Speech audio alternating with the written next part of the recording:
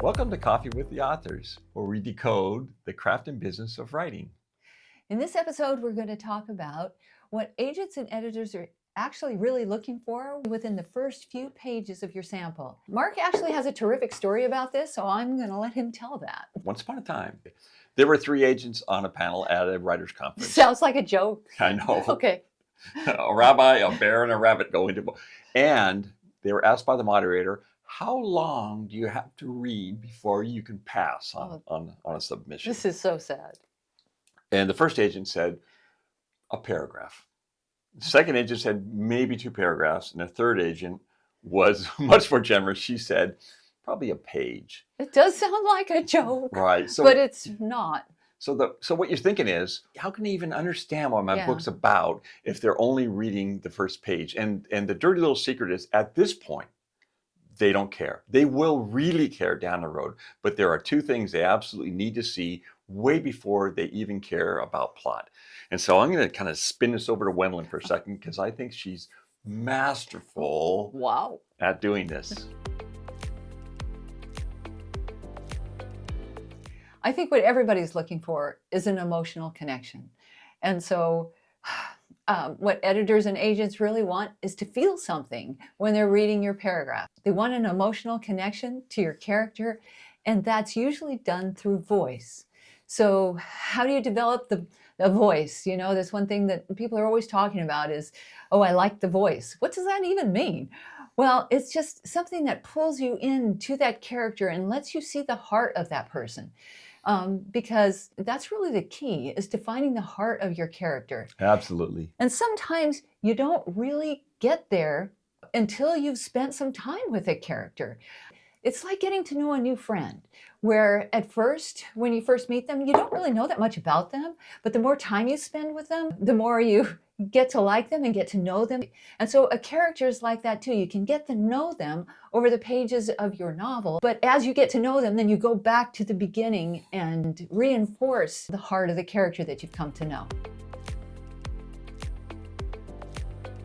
The most universal example of emotional connection for me has been my book Flipped, which is the story of an unrequited love. And I think that it connects with almost everybody. There is somebody in your life that you love that didn't love you back.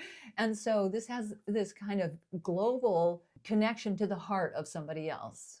Something similar applies with the 909 Project, in that it's about a young dude who has suffered a loss. And most of us at some point have suffered some kind of loss in our life. It doesn't necessarily have to be specifically the death of a family member, but some kind of loss. So that's a pretty universal experience also. So that's something that people can make an emotional connection with, which is, of course, probably the first and most important step in hooking a reader, is to make an emotional connection with them. So if you have something in your own heart, something that you've experienced, you're going to be able to feel that in a way that can come out on the page. So look to those places for your inspiration, because those are the ones that other people are going to relate to. And when they say write what you know, they don't mean if you're a mechanic, only write about fixing cars. They mean you can write a science fiction novel, but the emotional things that happen in there, if you have something, even something analogous, that you can draw from kind of firsthand experience and put that into your writing, you will make that novel, even if it's a fantasy novel, it'll feel so much more authentic and so much more impactful. The other thing they're looking for is kind of the opposite. It's the opposite of this emotional, touchy-feely kind of right brain stuff, is they're actually looking for the technical craft of the writing, the sentence level craft of the writing. They need to see something that shows that you're in command, you're in control. So what they don't want to see, especially in the early pages, is well, we're going to do a whole video on this, so I'm not going to go on forever. There are like a dozen things to not do in your opening chapters, but they don't want to see things like info dumps early on, big giant info dumps where you have to explain all of your world building to the reader, because that's the opposite of what you really want to do. Because that shows that you haven't really mastered the craft of compelling fiction yet. Because a lot of times compelling fiction can actually be fairly transparent. You want to kind of stay out of the way of the story. Here's the deal about plot compared to these 2 things.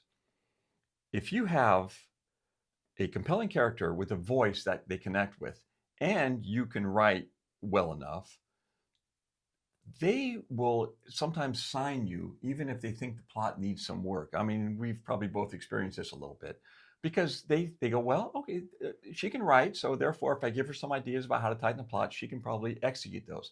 But if your character is cardboard and the writing is subpar, there's no easy fix for Right. that. It's a lot easier to fix plot than it is to fix voice.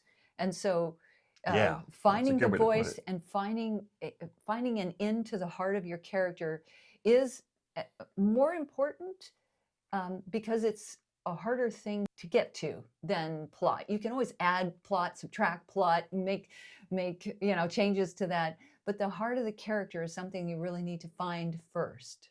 So don't be 100%. impatient about that. Maybe your character is someone that you've had in your head for a really long time. Maybe it's someone you feel like you really know.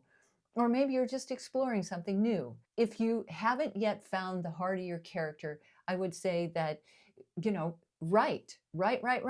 And as you go, listen to what your character is saying to you, because they will give you clues They into will themselves. talk to you. They will. And it sounds a little crazy, but yeah. When your characters start talking to you, Listen. it's time to listen. 100%. It's time to Yeah. listen. Okay, so we're going to dive into this in depth in a future video coming your way soon. But for now, we hope you've gotten something to think about and apply out of this episode. Thanks for stopping in to have a cup of coffee with us. Remember, dream big, work hard, don't give up, and keep writing. I put it over Hand me there. the coffee. I need the coffee. I mean, I need it. I don't just need the empty cup. Oh, I need that's the a bad coffee. idea. That's a very bad idea. I should have brought your computer down. Oh, God.